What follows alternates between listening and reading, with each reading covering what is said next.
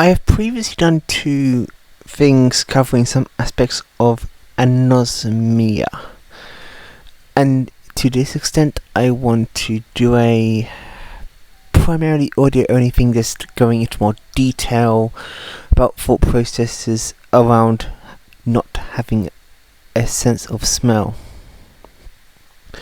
I'm doing this because it'd be quite interesting to see how people respond to it, honestly, if you do watch this, as it's actually quite a fascinating thing because of the dynamics surrounding it. Therefore, as a direct result, this will be much more informal than anything else, because there's no reason to put extensive effort into sourcing images or yada yada yada. So, let's get to the point. Regardless, I will be showing one picture on the scene to highlight a dynamic, I guess. And from there, let's move on. On screen now will be a picture of flowers, just any flowers. It just proves the point that of what I'm talking about specifically here. For example, what you see may look pretty, but as you know, stuff like flowers, for example, it's not just visuals. There's scent, aura, and the elements of us surrounding it in taste factors. What happens with me with no smell at all is, okay, first there's the obvious thing that you can't smell it, but there's also other indicators of that, in which I'll go into. Why I use the flower example is quite simple, because at the end of the day, as you will see with this new picture, which is, I know, a black and white flower, but this highlights the dynamic which I'm dealing with here. The dynamic here is fundamentally that once the visuals of the flower, I'm using flower as an example of other things, disappears, and once I stop caring about the visuals of the flower, it then means, sensory wise, it's basically nothing. And it's no better than the black and white object itself, which has no function other than visuals. And that's the key distinction here about what we're dealing with. The distinction, therefore, is that it's a overwhelmingly sensory deficiency in which it's biased towards visuals primarily, and therefore as a direct result it's a impairment in some regards, because it really hurts the ability to connect with the greater world around you. Another way it directly affects you not having a sense of smell is it makes you tend to be much more wary about eating out with people. I now basically don't eat out with people, and I'm going to have a situation where I have to eat out with some people because I'm going into a student mentor program as it's being student mentor, and I have to eat with the people I'm going to be mentoring. But the reason I'm slightly worried about it is because the taste factor gets completely demolished over time. The factoring of food is important. The issue here is most places when you eat out make things to the most common denominator factors. There's nothing wrong necessarily with making things the most common denominator factors if you're in business, but if you're dealing with people who have sensory disability or weaknesses, it's not necessarily good, because some foods rely so much on smell to function appropriately and to appreciate. And that's the issue. And that means that as a direct result, it means I tend not to eat out with people in any way or form anymore completely. I do it sometimes with some friends, but I say full disclaimer about what I can and can't do. And even if I do eat out, it has to be specific cuisines and specific foods, otherwise it's basically worthless. I've actually encountered this issue, for example, eating sushi. Because we were at a sushi line thing, and basically, in a nutshell, most of the sushi was tasteless because of the effects of how the smell going then has a direct side effect on the mechanics of taste itself. And for clarity, I'm slightly worried because I have not disclosed I have anosmia to them.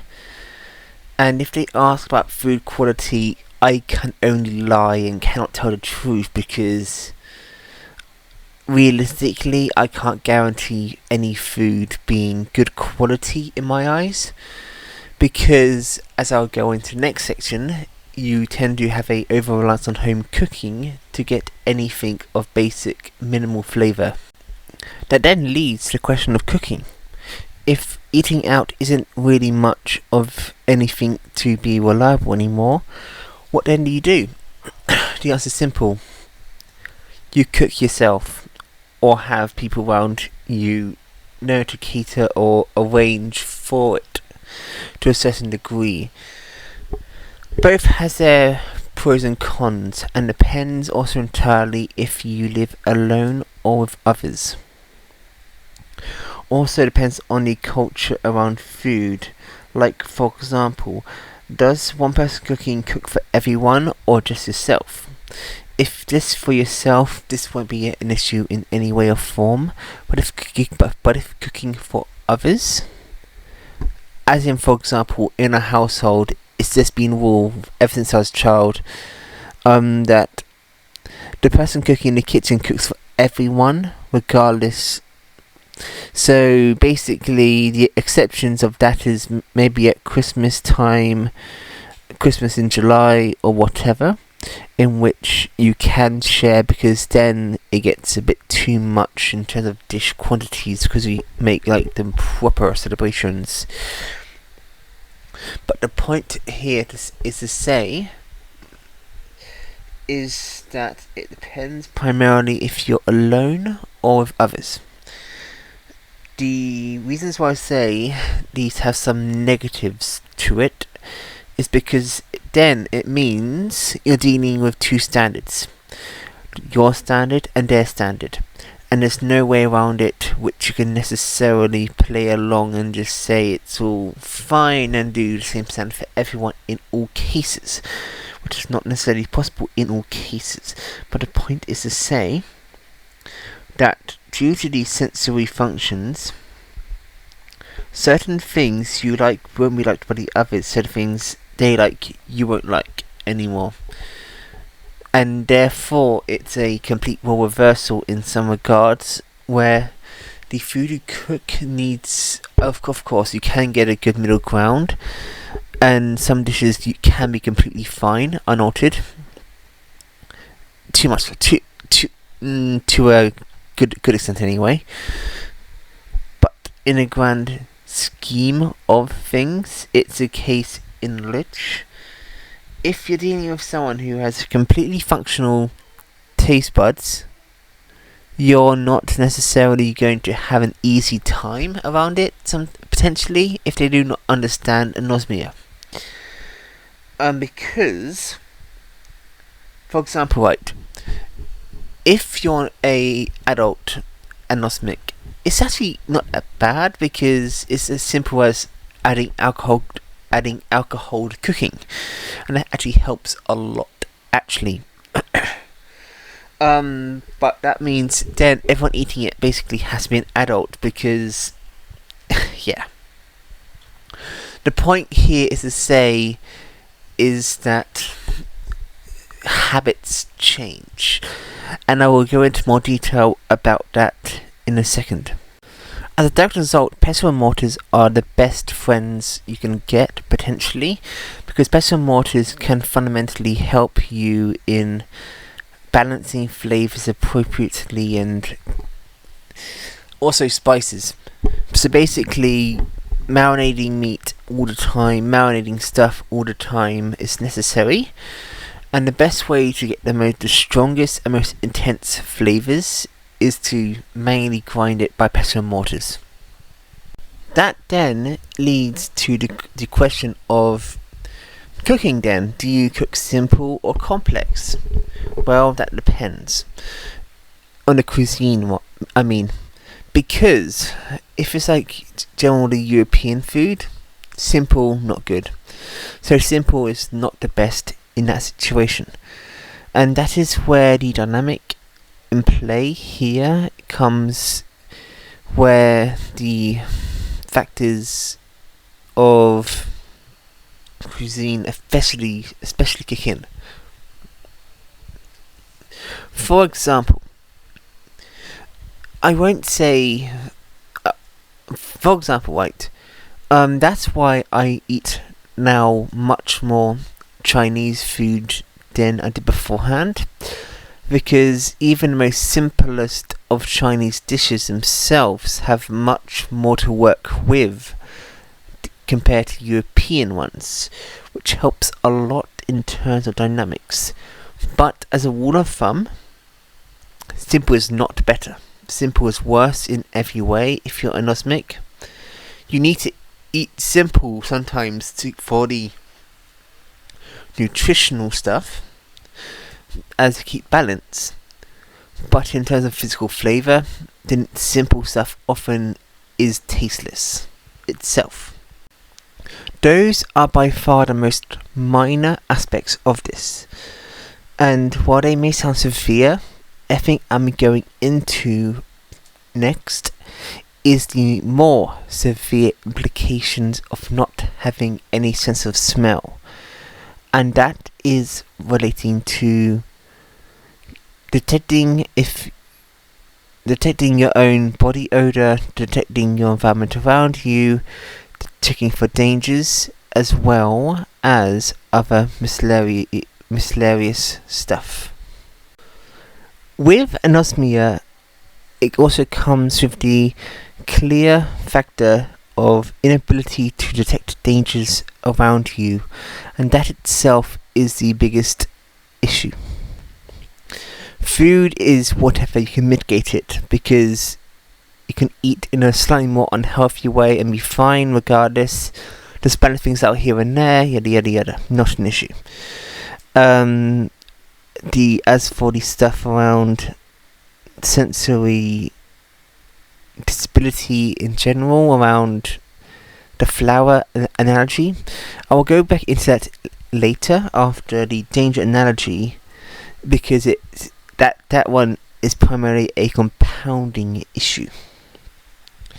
But I'll now go into why there's a lot of danger surrounding anosmia, because in many ways it wipes out your sensory stuff, which leads to danger detection.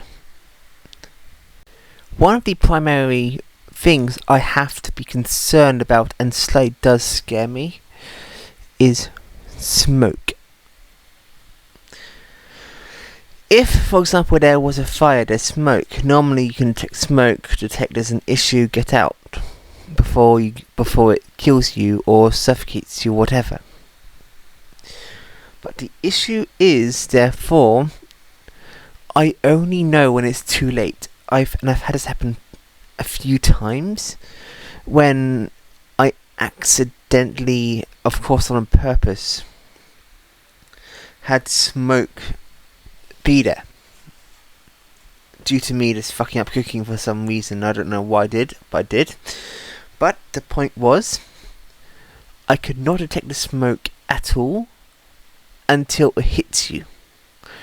Then you detect it when it hits you, but often, as you know, in these situations, if you only detect it when it hits you, you're basically unable to do anything about it and can't prevent it from even happening in the first place. So therefore, smoke is one key issue I have to deal with. And that's why, for example, I'm very paranoid when cooking as well, because I need to rely on others to tell me if there's any issues with smoke or burning or whatever in advance, if it's happening, because I cannot detect it. And if it does happen, I can't help you either, so I'll be the most useless person if there was a fire around. So, yeah. Another similar case is gas leaks. And this one is a far more serious one of a concern. Smoke, circumstantial. If it happens, either you or someone fucked up, nothing you can do about it. But it's easily mitigatable itself. It's not that big of a deal. But gas leaks, gas is invisible, and often commercial gas used has a inbuilt scent to it, so you can detect if there's a gas leak. What that directly means then, as a direct result, is at the end of the day, I can't detect gas leaks either. That's a huge problem, because if gas leaks compound, it can combust and be an issue. And that's why if I was alone, I would not be able to tell if there will be a gas leak there in any way or form, which could be a hindrance to my physical health or the integrity of the building I am in specifically. And that's a huge issue surrounding it. That's not even dealing with other issues I face and have to work around. The other example of what I have to deal with / be concerned about is food quality itself. I don't have to. I just force other people in my family to do this. I basically force other people around me to check the food, because I have to be hyper aware against food poisoning. Because some foods you can tell if they're visibly off, because they decompose quite quickly when they're off, but others don't. So, for example, some creams don't visibly turn to curd immediately when they're off, and start smelling weird first, then turn to curd. Same for milk and other things. These are just examples. And as a direct result of that, it's a case in which there's a dynamic around food in which there's no way I can actually confirm if the food I'm using is good or bad. I just have to have a trust that it's good.